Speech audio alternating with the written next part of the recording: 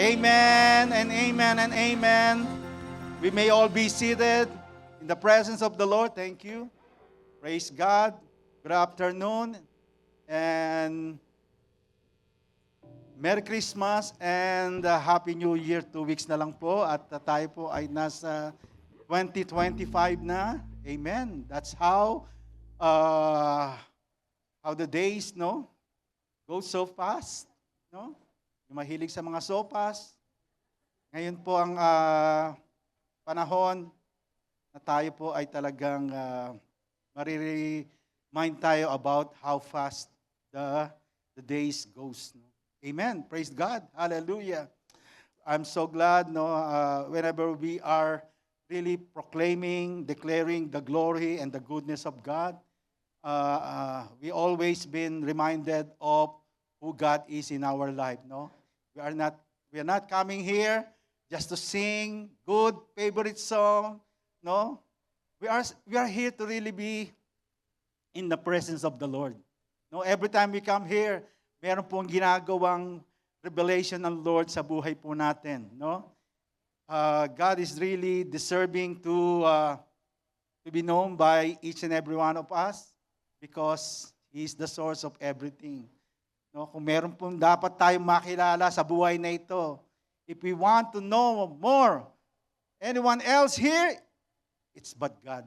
No, God. How much do you know God? No, how much do we really or personally know our Savior, our God? No, He's the true God who is really making all the reason why we are here in this church, why we are here every coming here to celebrate, especially itong coming next week. Alam ko, ano niya na, no? Next week is your Christmas party or Christmas celebration for JIL North Calgary. Kasabay po tayo. Sa South din po ay next week, the same time. Kaya kung gusto niyong pumunta sa South, sorry po. Pareho lang tayo ng service. Alam ko, gusto nga namin pumunta rito eh. Kasi marami daw premyo. No? Mukhang trip to ano raw eh. Trip to Jerusalem o praise the Lord. Hallelujah. Today, we will continue to our topic about ano yan, yung a call to gracious giving. And ang title po na gusto kong ituro is your giving giving? Is your giving, no? No? Somehow, this question is really being a reminder to us how we truly honor the Lord with how we give. No? Is your giving, no? Is it according to God? Is it according to the standard of the Lord? No? Generous giving, as we all know, is amazing. Amen. Pagka talagang the way we give, we honor, we acknowledge the Lord, we will give the best, not just the leftover. Amen. Because our God is our God who gave us the most important thing that we need in our life. It is not just we celebrate Christmas. It's about how God gave everything and the most important thing in life. Kaya nga sabi na isang quote dito, if you give what you do not need, it isn't giving. No? Kasi minsan pag binibigay mo lang, if you're just giving something that is not really valuable to you or important to you, somehow, pwede mo nang ihagis na lang yan. Kunin nyo na lang, saluhin mo na lang. Diba? Somehow, ganun mga attitude. It's because we do not give so much importance in how or what we give. No? Especially pagka yung tao o yung sino man is not important to us. That is something that we need to really be changed or be transformed in our attitude. Kasi everything we do, kahit nga maliit lang yan o malaki yan, it's the same impact that can that other people can take, no? It's either they will be encouraged or discouraged. What do you think? Paano ka tayo magbigay? No? Kaya nga importante yung what we are giving, no? Sabi pa ng isa, God give first, and He always outgives His most generous giver. Kaya nga, you cannot boast yourselves how you give or what you give. Oh, mas malaki ako, kailangan, nandun ako sa harap. No? Mas malaki yung bigay ko, kaya, no? I should be the one to really be being shake hands, being noticed, being accepted. No? Whatever we give, mas lalong tutumbasan o hihigitan pa ng Lord yan. What is God telling us with this word, no? We need to really be a good giver. Or whenever we give something, that should not only make ourselves exalted, but the more help ourselves to be humble and be thankful. Amen. Because God is the one who truly gives us the most important thing. Sabi po ng 1 Chronicles 29:14. 1 Chronicles 29:14, ito po ang ating Bible verse for this afternoon. Look at the attitude of David. David is a man of God, no? David is king. How about you? How about us? Are we king and queen? No. But David could really express the most important way of giving something that will honor, that will glorify the God, no? The God of heaven. That's why sabi niya rito, he was so amazed in how God blesses his life and the entire nation of Israel in order for them to really offer something that is being acceptable, that will glorify God. Sabi rito, but who am I, and who are my people, that we should be able to give as generously as this? Everything comes from you, and we have given you only what comes from your hands. Ano ba yung binibigay natin sa Lord? What are we giving to God? No? Is it because of our effort, of our ability, of our good career, or our good wages that we receive from all the works that we have done?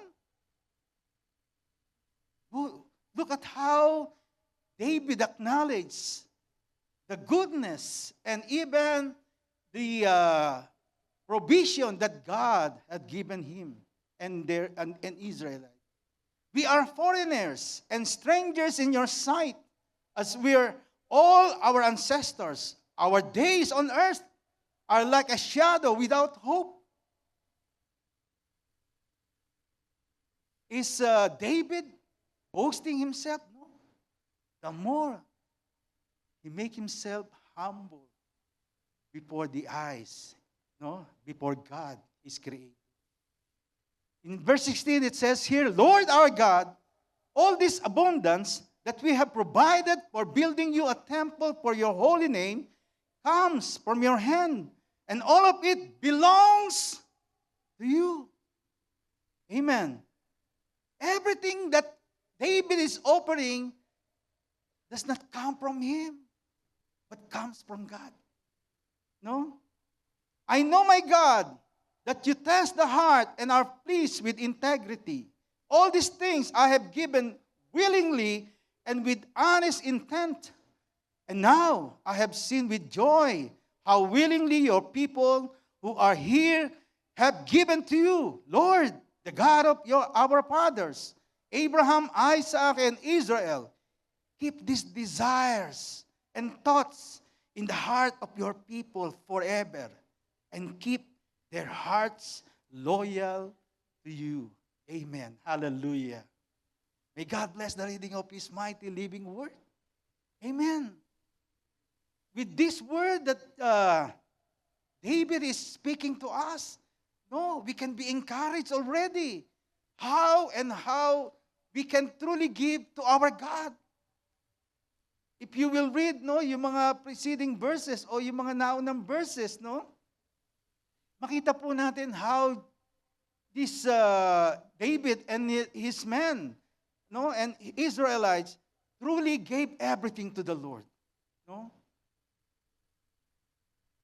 They are not, hindi sila nag-aalinlangan. They are not really thinking of negative things in how we give. No, hindi sila nang hihinayang doon sa kanilang ibibigay sa Lord. Why? It's because they knew God personally. No. How about us? Are we generous in our giving? No. Is our giving? Somehow, may pwedeng tayo mismo, minsan nahihiya tayo. Lord, pasensya na. 2 mites lang. No? Pasensya na. O sige, dagdagan ko 3 mites. Minsan nakakahiya. But David allowed himself, no, to really give the best that he can give, because the person that he is giving his gift to is no other than but God. Amen.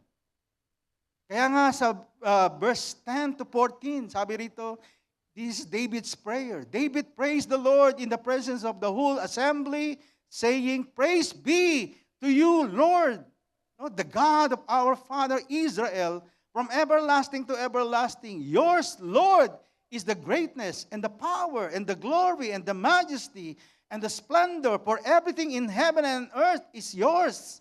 Yours, Lord, is the kingdom. You are exalted as head over all. Wealth and honor come from you. You are the ruler of all things. In your hands are strength and power to exalt and give strength to all. Now, our God, we give you thanks and praise your glorious name." Amen. Hallelujah. What is this verse is telling us? David's focus is just in the Lord. That is why David can give the best thing that God would be glorified. No? Ang tingin niya sa Diyos, hindi lang niya kapantay, na parang king din. Ang tingin niya sa Diyos, how he looked God is the King of Kings and the Lord of Lords. That's the right attitude. That's the right perception that we can teach, no, ourselves, so that our giving is the right kind of giving. No, hindi mo titipirin ng Diyos. You will not dishonor or disrespect God in the way or how much we give or how we give our best gift to Him. No? You see, as good steward, one sure way we acknowledge God's ownership, no, and lordship over our life is by giving. The way we truly acknowledge God, that He is our God, our Lord, is through our giving. We are recipient of all goodness and the grace of God. Next slide po. We've received loving kindness. We have received salvation. We have received every good and perfect gift from our Father. Therefore, generously giving is all that we can respond to God. No? Kaya nga, pag kilala mo ang Diyos, when you know that God is the one that you are serving, and what the God that you are offering with all the things that you have, I believe you will offer the right gift. No?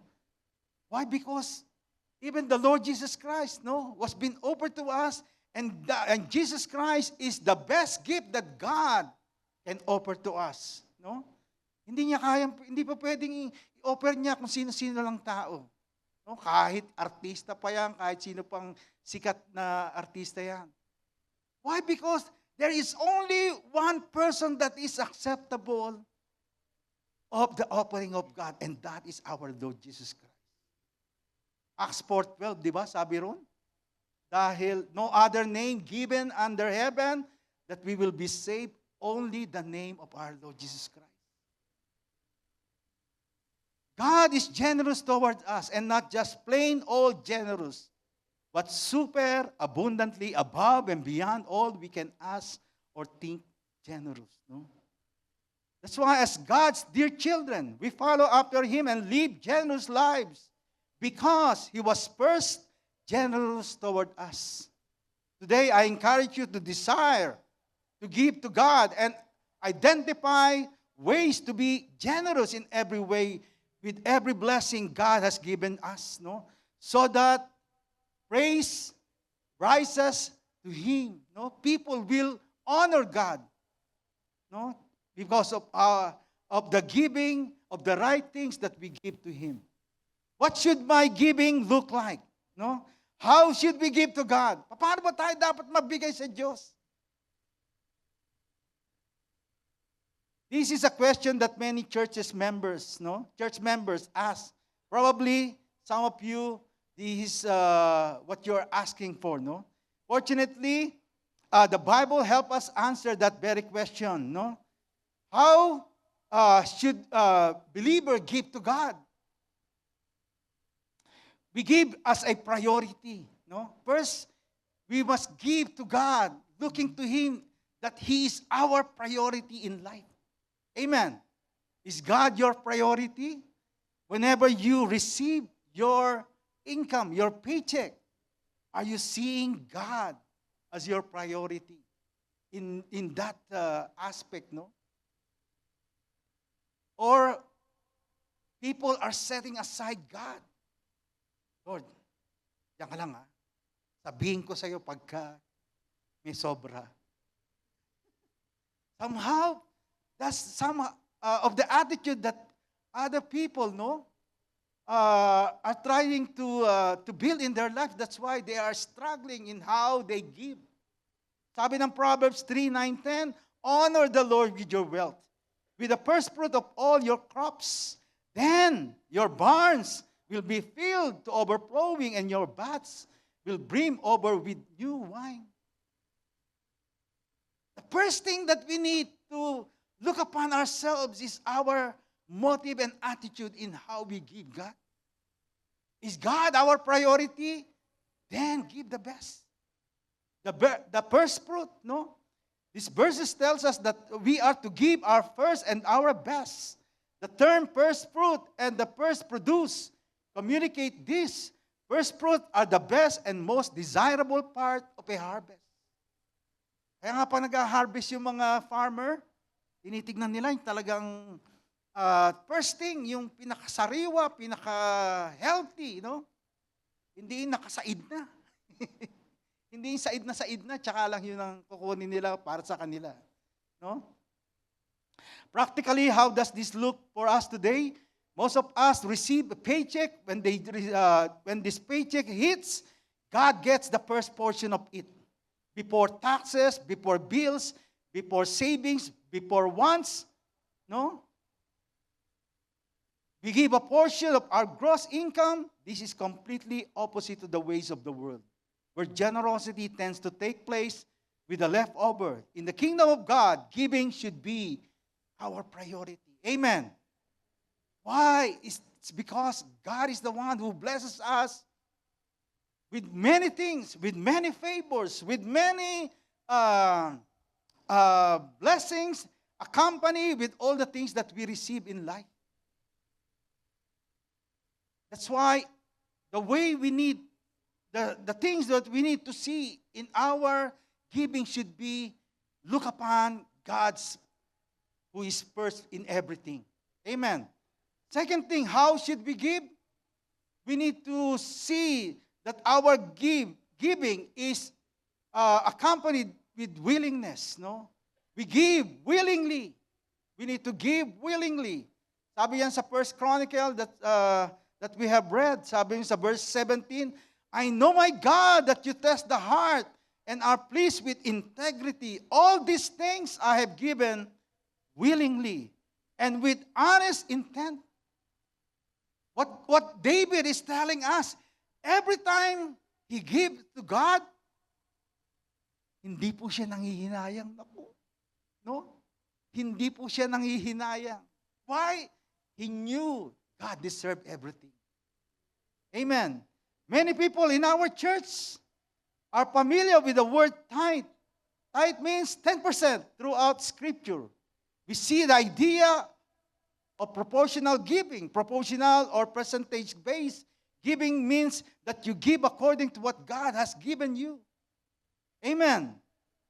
This giving should be in proportion to what God gave us. Not other way around. Hindi po pwedeng yung gusto natin.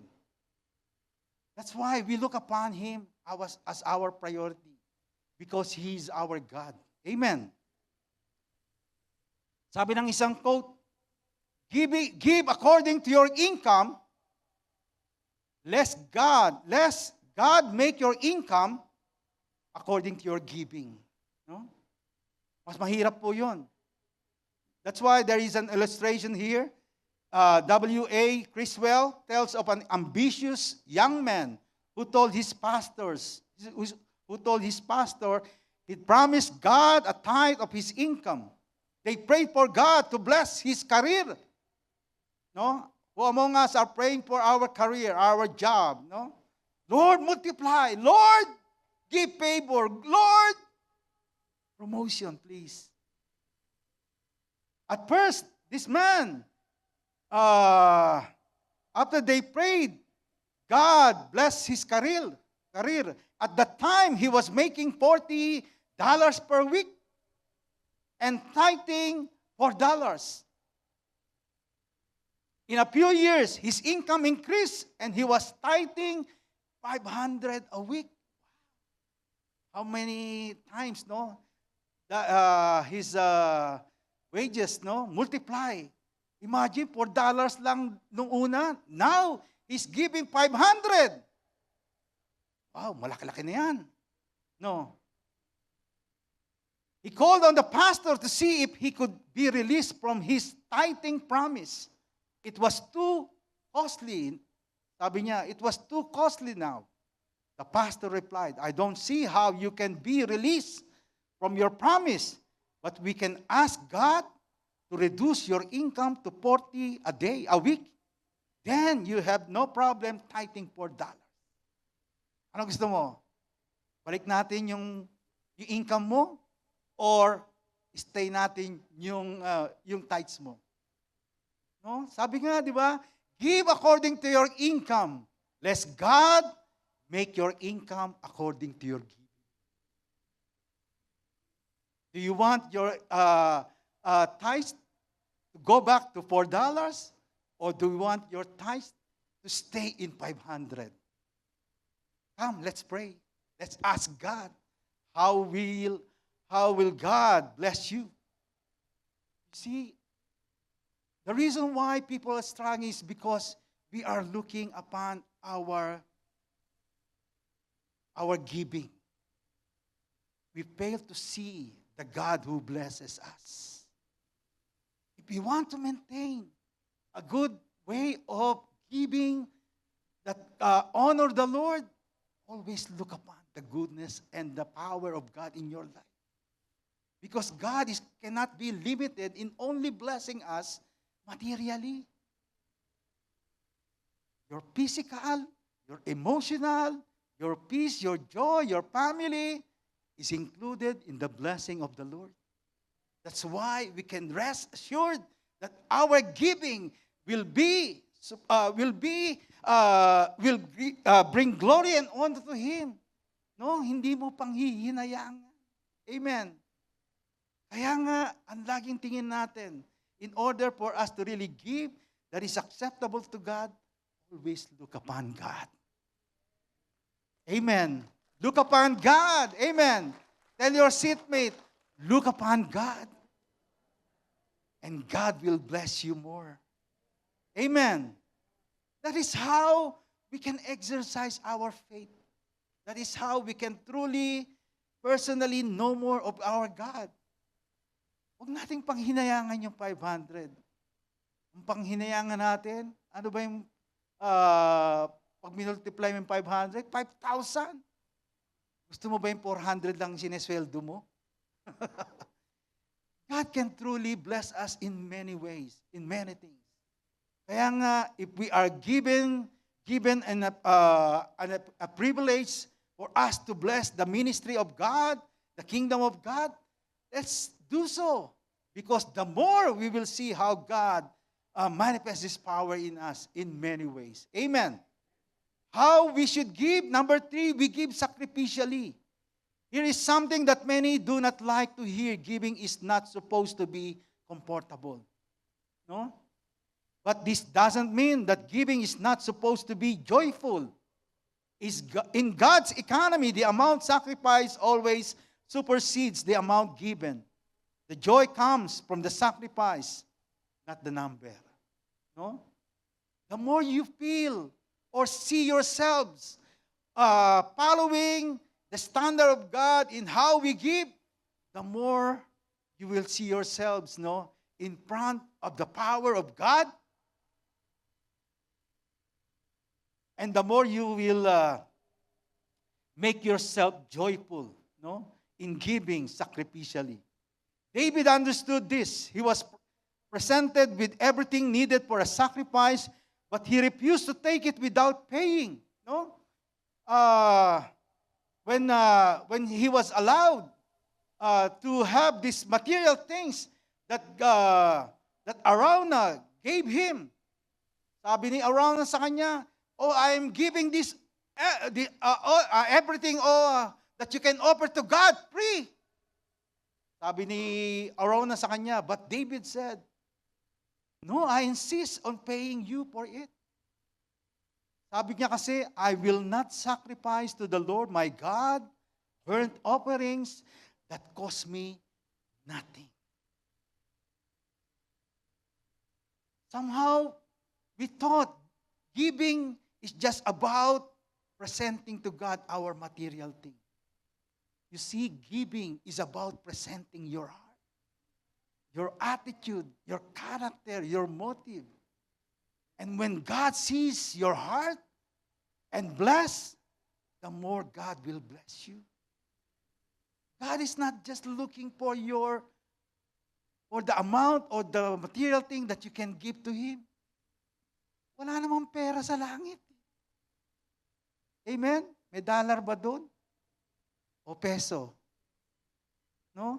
There is no money currency. The currency there is righteousness and joy and peace in the Holy Spirit. Amen. In the kingdom of God. The only thing we need to be doing right now while we are giving is to be transformed in the kind of character that God is wanting to build upon our lives. No? Tayo ba? Nakahanda tayo? Are we prepared to really go in the kingdom of God? Come to the kingdom of God? No? Kahit anong kayamanan, hindi mo pwedeng dalhin doon. Kahit anong currency. Because the currency in the kingdom of God is only about the goodness and the mercy of God's love for each and every one of us. Amen. That's why you can humble yourselves. We see how God delights in sacrificial giving in the story of the widow's mite. That's why in Luke chapter 21, verse 1-4, it says here, as Jesus looked up, He saw the rich putting their gift into the temple treasury. He also saw a poor widow put in 2 very small copper coins. Truly I tell you, He said, this poor widow has put in more than all the others. All these people gave their gifts out of their wealth, but she, out of her poverty, put in all she had to live on. What is God? What is the Lord Jesus Christ looking upon? the heart of the widow. That even though she is so needed of all those things, because she look upon God, she look upon the ministry of God who is so important, she can offer even yung kanyang kahuli-huling pera sa kanyang sarili. Hindi niya pinanghinayangan. Why? Because he's so passionate to express her worship, her submission, her full commitment to God. No? That's why God was pleased in how she gave, no, of her everything to the Lord. Individuals were dropping off large sum of money at the temple, but it was the widow who gave 2 coins that Jesus pointed out. Why? Because everyone else was giving out of their abundance while she gave out of her poverty. Out of her poverty.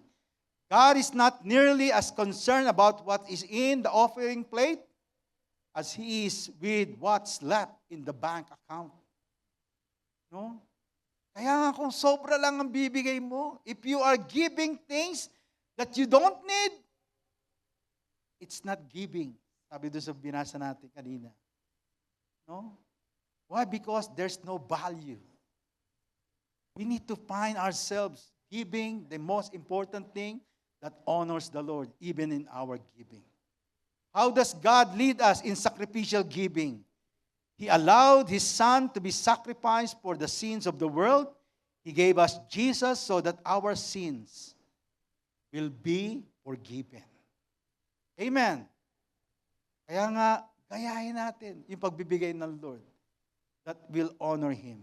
Number 4, how should we give? We give cheerfully, no one eagerly receive a gift from begrudging giver. God doesn't want a bunch of grumpy givers. That is why 2 Corinthians chapter 9 verse 7 tells us, each of you should give what you have decided in your heart to give, not reluctantly or under compulsion, for God loves a cheerful giver. No? Dapat ka magbibigay po tayo, sabihin sa katabi mo, nakangiti. No? Paano yung nangiti? Hindi po nakangiwi. No? Kasi that attitude, no, you are always been, no, sabi mo nanghihinayang ka. Maraming pwedeng paglagyan. Oo, unang-una sa kaharian ng Diyos. First and foremost in the kingdom of God. Because sabi ng Bible, Matthew 6:33, seek first the kingdom of God and all His righteousness, and all these things shall be added unto you. Always look upon God and His kingdom, and you will not be wasted. No? Everything you will give will be honored. Will honor God. Amen. Cheerfulness doesn't ignore the fact that real sacrifice is taking place. But it is finding happiness in the midst of sacrifice by looking past the immediate impact and toward the eternal impact. No? Whatever we give, we should give with an attitude of merriment and true gratitude in our hearts. No? Hindi nakangiwi, kundi nakangiti. No? Willingly binibigay. Kaya nga, hindi kinakagat ang labi. No? Magdudugo pa yan pag kinagat. Dahil hindi nanghihinayang. Amen. Hallelujah. And number 5, how should we give? How should we give? We give lovingly and worshipfully. Ang pagbibigay natin ay isang bagay na pagpapakita. We are expressing our love and worship to God. Why? That's the reason why we give. It says in Luke chapter 7, 36 to 50, sabi po rito, when one of the Pharisees invited Jesus to have a dinner with him, he went to the Pharisee's house and reclined at the table. A woman in that town who lived a simple life learned that Jesus was eating at the Pharisee's house. So she came there with an alabaster jar of perfume, and she stood behind him at his feet, weeping. She began to wet his feet with her tears. Then she wiped them with her hair, kissed them, and poured perfume on them. No? This is how this woman, no, who was being accused or judged that she is a sinner. Pero look upon how she expressed her love, her worship, her adoration to our God. In verse 39, sabi po rito, when the Pharisee who had invited him saw this, he said to himself, if this man were a prophet, no? Look at the way was being revealed in the heart of this Pharisee. No. Kunyari, siya parang invite. No? Kaya nga, mag-ingat po tayo sa mga nag-i-invite. No? We need to be careful of those people who invite the Lord. Kunyari, the Lord. No? Why? Because their motive will be revealed. If they are true worshiper, yun pala, the more he judged the woman in how this woman gave her everything to God, to the Lord. No? If this man were a prophet, he would know who is touching him and what kind of woman she is, that she is a sinner. Everything we think, no, everything we think about to other people was been revealed to God. Kaya nga mag-ingat tayo kung ano ang inisip natin against or to other people. No? Because God knew everything. Wala po tayong pwedeng itago. We cannot hide anything to God. God knew everything. In verse 40, Jesus answered him, Simon, I have something to tell you. Tell me, teacher, he said. 2 people owed money to a certain moneylender. One owed him 500 denarii, and the other 50. Neither of them had the money to pay him back, so he forgave the debt of both. Now which of them will love him more? Simon replied, I suppose the one who had the bigger debt forgiven. You have judged correctly, Jesus said. Then he turned toward the woman and said to Simon, do you see this woman? I came into your house. You did not give me any water for my feet, but she wet my feet with her tears and wiped them with her hair. You did not give me a kiss, but this woman, from the time I entered, has not stopped kissing my feet. You did not put oil on my head, but she has poured perfume on my feet. Therefore, I tell you, her many sins have been forgiven. As her great love has shown. But whoever has been forgiven little, loves little. How much do we love God? How much do you really care for the kingdom of God? For the glory and honor of God? That can be revealed in how much you give. No? That's why it is so important how we look upon the Lord personally. Don't just copy the person beside you or the people whom you see offering their gifts to God, but copy the very character that what God wants to build, establish upon our lives. And that is acceptable, glorifying God. No? That's why even this woman, no, she was not being stopped or distracted, no? Sabi mo, huwag tayo ma-distract sa ating paglilingkod, sa ating pagsamba. Kahit may natutulog, gisingin natin. Why? Because this is important for us to see how we truly give to God. Amen. Hallelujah. That woman, no? She was not being distracted, even though she was judged. Why? It's because everything she offered is for God and not for herself. Amen. Hallelujah. That's why, ano ang ginawa ng Panginoon sa kanya? Then Jesus said to her, "Your sins are forgiven." The other guests began to say among themselves, "Who is this who is even forgives sin?" Jesus said to the woman, "Your faith has saved you. Go in peace." This woman's love and worship to Jesus was expressed by giving a meaningful way to honor the Lord.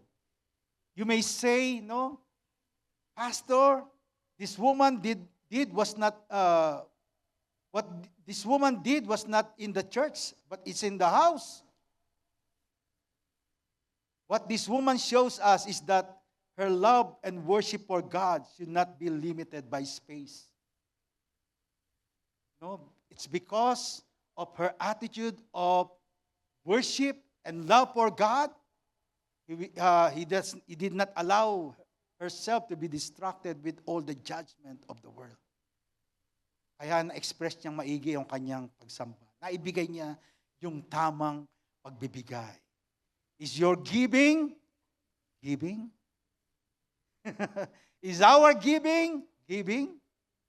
No? Yun ang tanong. Oh, anong sagot natin dyan? No?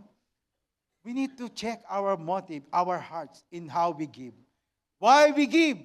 Why give? No? Bakit ba tayo magbibigay? Unang-una, giving brings honor to the Lord. Pag nagbibigay ka, nag-glorify mo ang Lord. Amen. Always look upon that kind of response the Lord is showing you. You are bringing honor to God when you give. No? Kagaya ng ating binasa dun sa Proverbs chapter 3 verse 9. Honor the Lord with your wealth, with the first fruit of your crops. Sabi ng Leviticus 27:30, a tithe of everything from the land, whether grain from the soil or fruit from the trees, belong to the Lord. No, belong to the Lord. And when everything belongs to the Lord, it is holy to the Lord. Hindi lamang basta maganda yan sa tingin ng Diyos. Banal yan sa harapan ng Diyos. Kaya nga hindi mo panghihinayangan ibibigay sa Lord. Kasi pag binalik ng Lord yan, no? Siksik, liglig, maapaw, no? There is no enough store or room that you can store up that blessing that God is giving. Ilang kwarto ang gusto mong pagpalain ng Lord? How many rooms that you want God to bless you? No? Ilang job ang gusto mong pagpalain ng Lord? No? How many members of your family that you want to be blessed? Pour out the right gift that you can give to God. Because any gift that is honoring the Lord will be multiplied by God. Amen. Hallelujah. Why should we give to God? Why should we give to God? Number 2, to store up treasure in heaven. No? It helps us prepare ourselves to store up treasure in heaven.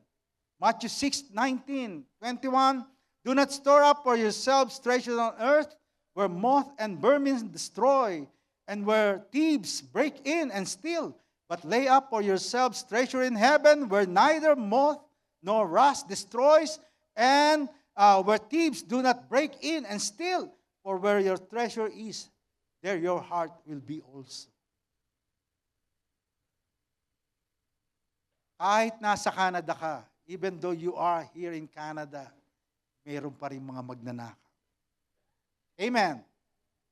Kaya nga, don't store up your treasure here on earth. No? Somehow, there are many treasure stealer here. Sakit, karamdaman, no? Yung mga hindi ka makatulog, yan ang mga magnanakaw natin sa buhay kung minsan. No? Aside from talaga yung mga magnanakaw. That's why, yes, God can bless you, but store up your treasure there in heaven. Use our treasure, our talent, our time, our testimony to honor the Lord. And the more God will bless your life. Amen. Huwag kang manghinayang maglingkod sa Diyos. Huwag kang manghinayang ibigay mo ang sarili mo sa Panginoon. Because God can truly bless your life. Amen. This treasure in heaven are mentioned elsewhere. Kaya nga, even dun sa young man na lumapit sa kanya, sabi niya, sell your possession and store up treasure in heaven. Give it to the poor. Oh, in that way, you are storing up your treasure in heaven. Author Randy Alcorn says, the greatest deterrent to giving is the illusion that earth is our home. No? Kaya tayo nahihirapang magbigay. It's because we thought this world, this earth is our home. We are all aliens here. This place is just temporary place for us. Amen. One day, we will meet God face to face. Amen. How long do you want to live here on earth? It's limited. Ano, ang age na pwede mong ikabuhay dito? 60, 80? Ipagpapalit mo sa eternity. That's why store up treasure in heaven is the most important way to really keep your treasure safe. Amen. Hallelujah. Kaya nga, find ways in how you store up in heaven by using all your resources to build the kingdom of God. When we understand that we are eternal beings, it changes everything. This short life on earth does not limit us. We have the opportunity to use our money, time, and resources to impact someone's life today. No? And in turn, we get the eternal benefit of these treasures in heaven. I don't know about you, but I want to use my short time here on earth to store up as many as possible. No? Pray that God will help you to never forget that you are eternal being. And also pray that God will help you look daily for opportunities to be storing up treasure in heaven by using your life and everything within you, maybe to uplift or encourage, bring people to the kingdom of God. No? Kaya nga, let's continue to really make ourselves useful for the kingdom and the glory of God. No man can serve two masters, for either he will hate the one and love the other, or else he will hold to the one and despise the other. You cannot serve God and mammon, or material things. Let's continue to store up our treasure in heaven by using everything in us to serve the Lord. Amen. Why giving is important? Why should we give to God? Number 3, it helps to spread the good news because of giving, you extend your influence or impact to others. Philippians chapter 1, verse 4 to 6. In all my prayers for all of you, I always pray with joy because of your partnership in the gospel from the first day until now, being confident of this, that he who began a good work in you will carry it on to completion until the day of Christ.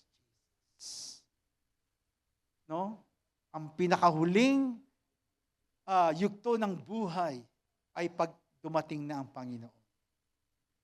Are you preparing yourself for the coming of our Lord Jesus Christ? No? There are so many, marami na pong nangyayari sa ating paligid. No? That's somehow a preparation for the coming of our Lord Jesus Christ. That's why we need to be prepared also. No? Prepare ourselves so that we will be prepared to the second coming of our Lord Jesus Christ, and we can come to the Lord, no, anytime pagdating po ng Panginoon. Amen. Hallelujah. You see, giving advances the kingdom of God. This should be the heartbeat of giving for every Christian. Our giving is a form of partnership with God with respect to the gospel. When we sponsor gospel of Christ, we are fulfilling the will of God concerning His kingdom. Financial resources are important tools in advancing God's kingdom. Through financial sponsorship, the church is better able to proclaim the gospel in different locations, set up buildings, help the needy, poor, orphans, and widows. That's why use everything that we can in order to spread the good news of God's salvation so that mas mapadali po natin ang pagdating ng Panginoon. No?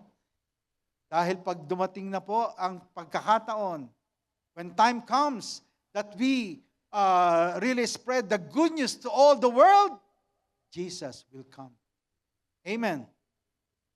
And the last one, why giving is important? Giving strengthens our faith. No, that's how Abraham experienced strengthening his faith through giving. No, in Genesis 22, 12 to 14, this is about the story how God has tested Abraham to offer his Isaac. I don't know how many Isaac we are holding right now in our lives. That's why we are being hindered to express our right giving to our God that is acceptable to Him. No? He said, do not lay your hands on the boy or do anything to him, for now I know that you fear God, seeing you have not withheld your son, your only son from me. And Abraham lifted up his eyes and looked, and behold, behind him was a ram caught in a thicket by his horns. And Abraham went and took the ram and offered it up as a burnt offering instead of his son. So Abraham called the name of that place, the Lord will provide. As it is said to this day, on the mount of the Lord it shall be provided. You see, whenever we are experiencing testing, trials in life, do not compromise your faith. No? Always remember, God is wanting to build in you the right character, the right attitude, so that you may be able to offer the right things, even though you are being surrounded with many testing and trials in life. Lord, paano na to? May babayaran ako. May bibilin akong gamot. Always look upon the power of God. How you will obey Him more than what you needed on that particular things. Amen.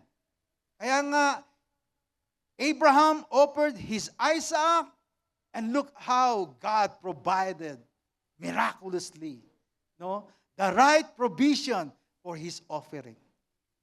Same thing in our life. When we look upon the Lord, seriously, sincerely, mas lalo natin makikitang you are living by faith. You are walking by faith. You are living in obedience to the Lord. Do not excuse ourselves in how we are to follow the Lord. Follow the Lord according to His standard, not ours. Especially if that walk that we are doing is not in line with the will of God. No? So do you believe that God will provide for you? Yes. Even in the midst of testing, always look upon how God can really make a way where there seems to be no way. Huwag tayong gumawa ng paraan para sa sarili lang natin. Sundin natin ang paraan ng Diyos. Amen. Follow the way of God, and you will see the miracle that God can perform in our life. Amen. It is one thing to know about God as provider, and it's something different to know Him as my provider. The more you know God personally, trusting Him as your provider, you are strengthening your faith to Him. No? Kaya nga, gusto mong maranasang mas lumago ang pananampalataya mo, mag-increase. One way we can come to experience Him as our provider is to give. Amen. To give. Whether you are a new to generous living, or you are seasoned at it and considering a sacrificial offering, giving opens you up to experience the faithfulness of God. Amen. Hallelujah. Hallelujah. And as I end,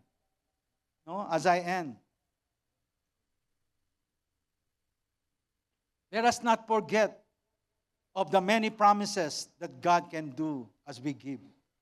Sabi ng 2 Corinthians 9 verse 8, and God is able to bless you abundantly, so that in all things at all times, having all that you need, you will abound in every good work. Amen. God is able to bless us abundantly. Believe the promise of the Lord. Believe that God can provide everything and anything we need. Believe according to His will. Philippians said, and my God will meet all your needs according to the riches in His glory, in Christ Jesus.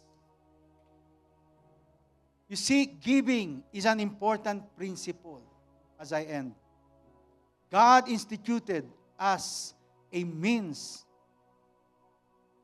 of blessing His children and for His children to bless others. As God's people, we take on the very nature of Christ, which includes giving. Amen. When we are totally consumed by the love of God, all we want to do is to give our all to Him. Kapag ikaw ay puno ng pag-ibig ng Panginoon sa buhay mo, mas lalo mong pagtitiwalaan ng Diyos. No? Hindi ka titingin doon sa basta pangailangan mo. God already provided everything to us. Mag-aalinlangan ka pa ba? No? God already gave His Son, Jesus. And what is the result? The forgiveness of your sin. Sabi ng 1 John 1:9, if we confess our sins, He's faithful and just to forgive. No? He's not just after for us to be blessed materially. He's after for us to be blessed inside out. Your character, your heart, your life is God wants it to be cleansed, to be purified. That's why trusting the Lord is more important for us, so that everything we do, pag alam mong pinatawad ka, nilinis ka, tinanggap ka, the more you will learn to see God working upon your life. Let's give all. Let's give our everything to God, no? Huwag natin panghinayang i-present yung sarili natin. Let's give everything in order for us to see more and more what God can do upon us. As we stand up in the presence of the Lord, come to God, no? Humble yourself before God. Start, no? Mag-start po tayong, God, yes, Lord, I'm willing to give my everything to you. I'm willing, Lord, to present, give first and foremost my heart, my life, my everything to you. And let's come to the Lord with a humble heart, with the humility of the Spirit, and say this word. I give my all to you. As we sing this song, sing it to the Lord right now. Sing it prayerfully with humility of the Spirit. Lord, yes. If you did not spare your Son, Jesus, all the more, oh Lord God, you can provide what I need. Amen. Hallelujah. Sing it from the beginning. I give my all. I give my all. Say it to God right now. Say it to the Lord. Hallelujah. Hallelujah. Let every Isaac in our life, in our hands, that we are holding on right now, that hinders us be offered unto the Lord. Yes, Lord, I want the world to know. Hallelujah. That I love you more than anything else.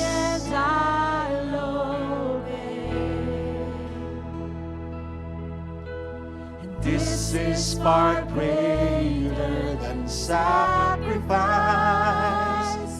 Trusting you and not myself will always lead to blessing. Lord, have your way in me. Hallelujah. Not my will, hallelujah. My brethren, let's come to the Lord with the humility of the Spirit, trusting that He is all our need. No?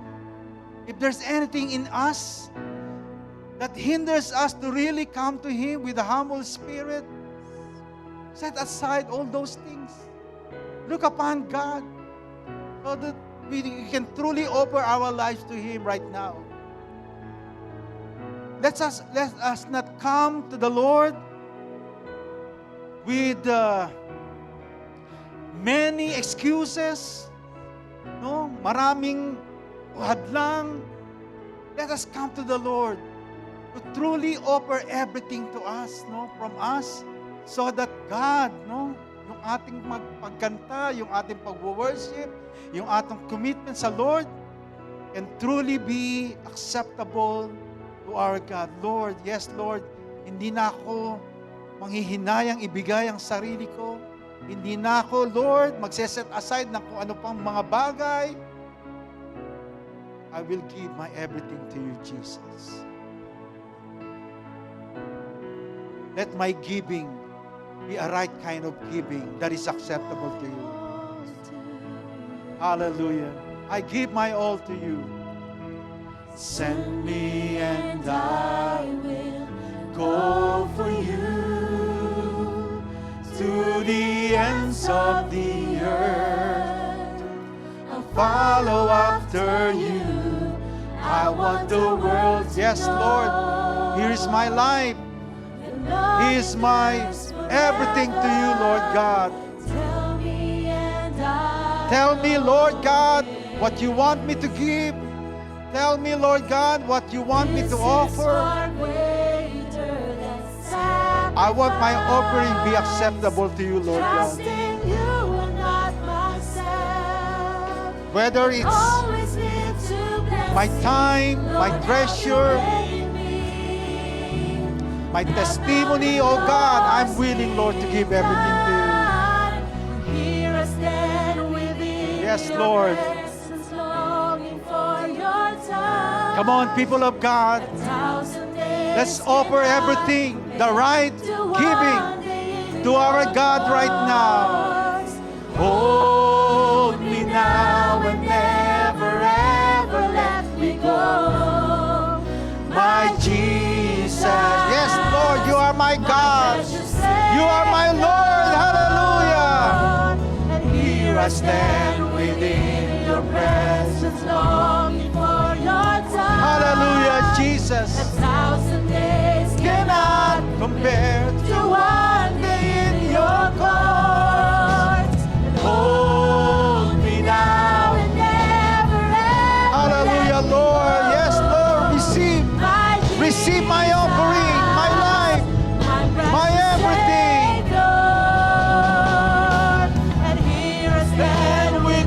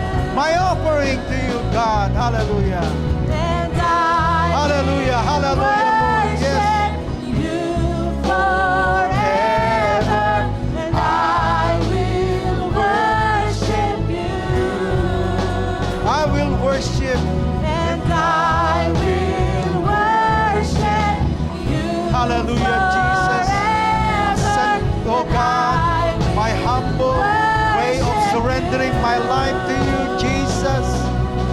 And I will worship you Hallelujah, hallelujah, forever. God, yes. And I will Hallelujah, Lord. worship you. And here I stand within your presence, longing for your touch. 1,000 days cannot compare to one day in your court. Hold me now and never ever let me go, my Jesus, my precious Savior. I'm forever yours. Is your giving in the eyes of God? We are not sure of our giving to the Lord right now. There's still doubt, fear. If we are unsure of what we are giving is not acceptable, we can come to the Lord with a humble spirit and ask forgiveness. God is so willing to straighten up our attitude and character. God is so willing to forgive, to make ourselves aligned to His will right now. That's why if you desire to really be acceptable, your worship, your giving, your everything that you want to offer to the Lord right now, your testimony, even your treasures and your time, come to the Lord right now with the humility of the Spirit. Hallelujah. Acknowledge Him. Acknowledge Him as God. Acknowledge Him as your provider. Acknowledge Him as your God who loves you, who can forgive you, who can make you right now in your standing, in your walking with God as you follow Him.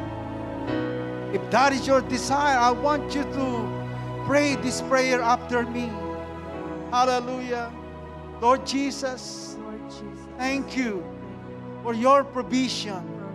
Thank you, Jesus, Thank you, Jesus, for your goodness and mercy. for your goodness and mercy. That even though That even though many times I fail, many times I fail, many times I commit sin, many times I commit many sin, times I did things many times I did far things away from your will, far away from your will.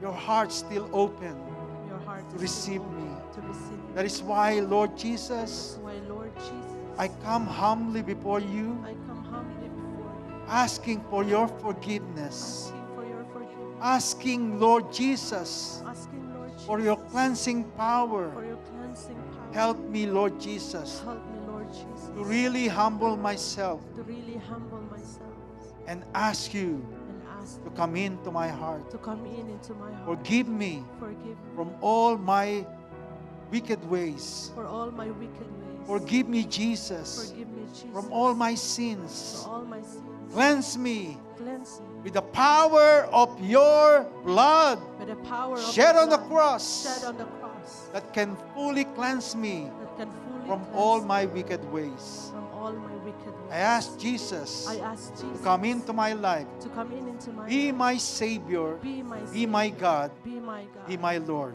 Be my Lord. I receive you. I receive. I receive your I salvation. receive your. I receive your eternal life. I receive your. I eternal receive life. your I righteousness. receive your righteousness. Help me, Lord Jesus, Help me, Lord Jesus, to live my life to live my according life to your will. According to your Thank will. you, God. Thank you, God. Thank you, Jesus, Thank you, Jesus, that I can live right, that I can live right. that I can offer the right giving. That I can offer the right giving. Thank you, Jesus. Thank you, Jesus. Guide me. This I pray. This I pray. In the mighty name of In Jesus. the mighty name of Amen and Jesus. amen. Oh God, thank you, Jesus, for that provision of salvation and eternal life, giving us the right thing to live and to give things that is acceptable to you, oh God. Lord, I pray, continue, Lord, to bless the people of yours here in JIL, North Calgary, oh God, whom you have called, oh God, to be in your ministry, O Lord God. Help them, Lord, to really live their lives according to your will, to follow you, to live, O God, and give everything that is pleasing in your eyes, O Lord God. We pray in the name of Jesus, O God, whatever things we are praying for right now, every needs, miracle, healing, hallelujah, favors and job, hallelujah, and even reconciliation in the family, oh God, as we raise up our hands. Hallelujah. Thank you, God. Thank you, Lord, for that assurance that you are working, Lord, in every people's lives who are trusting you, oh God. As we believe, as we call upon the name of Jesus and raise up our hands towards Him. Hallelujah. Believe, believe, believe that God is pouring out His miracle upon your life. Believe that God is pouring out His mighty power in your situation. Believe that God is favoring you right now of His living promises that He will provide you with all the things that you have needed according to His will. Oh God, thank you, Lord, that as we believe that we receive the miracle, the healing, the provision. We believe, oh Lord God, for your touch, for your transformation, for your miracle upon our lives. Thank you, God. Thank you, God. Thank you, Jesus. We give you all the glory. We give you all the honor. We praise you. This all we pray in the mighty name of Jesus. And God's people will say, Amen and amen and amen.